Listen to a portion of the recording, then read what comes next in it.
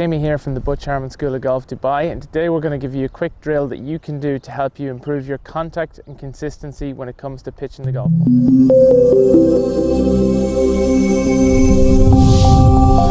When it comes to pitching the golf ball, one of the common things that we see with golfers is that the club will tend to tail very much inside or around their body. It seems to give a lot of golfers the feeling that they can then lift the golf ball into the air almost in a kind of scooping type fashion.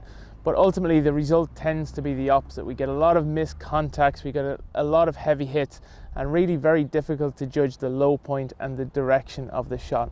So one of the drills I like to do is a one-handed drill, and basically what you're going to do is you're going to hold the club in your left hand. My right hand is going to hang down by my right foot, even just slightly in front of it, with the object being that it blocks my hand and the club off from going in behind or in underneath my hand. I want the feeling of the club staying out in front of my hand, hinging up, and you'll even see as we hinge it up, you get that nice toe up look to the club face.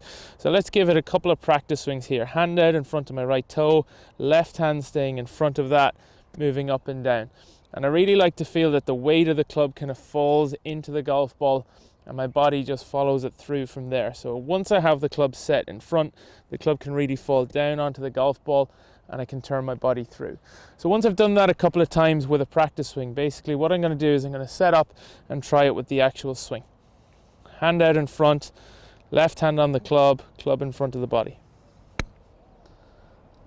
And as you can see there, a very, very nice, clean, crisp contact on the shot. If I can do that a couple of times, it becomes very easy once I put the two hands on. Always trying to have that feel of the club in front of my body and then my body turning through with the shot. So once I go to play the actual shot, the objective is the same. Two hands now on the club, hands and club both staying in front with a nice open or toe up look to the face. From there I can really turn my body through and just allow the bounce of the club to do its job.